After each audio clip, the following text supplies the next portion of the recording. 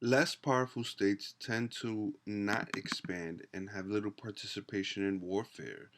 This is a macro theory, all right? So we're still dealing with international relations here. Macro theory, of course, we're looking at a bigger perspective here. We're not looking at states' individualities or little case study groups or specific cultures within the state borders. We're kind of looking at it from a global perspective of how one state affects the other state, right? So these less powerful states worldwide, they tend not to expand, right, and have little participation in warfare.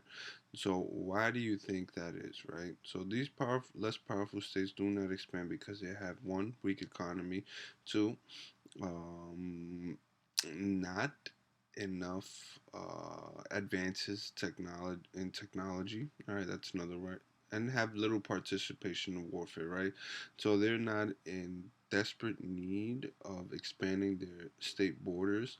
They're kind of comfortable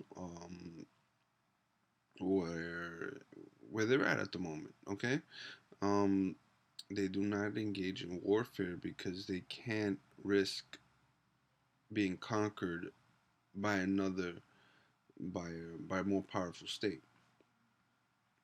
Now, do not get this confused. Less powerful states tend to not expand and have little participation in warfare. You do have poor states that are extremely powerful. Okay, little states, like less powerful states, such as let's say Saudi Arabia. Saudi Arabia, it's not the most advanced um, country in the world, but they do have a lot of resources, black oil, oil, black gold, right? And they're extremely powerful, and they go ahead and they make smart treaties with other countries and things like that. So, just because you're not so much of a powerful state, that does not mean that you have no influence on the free market or or um, or influence on the entire globe. No, we have states such as Nigeria, very rich in oil as well, that do influence the market of oil. Okay, now given the fact that these less powerful states, they tend to not want to expand, and they don't participate in warfare as much, right?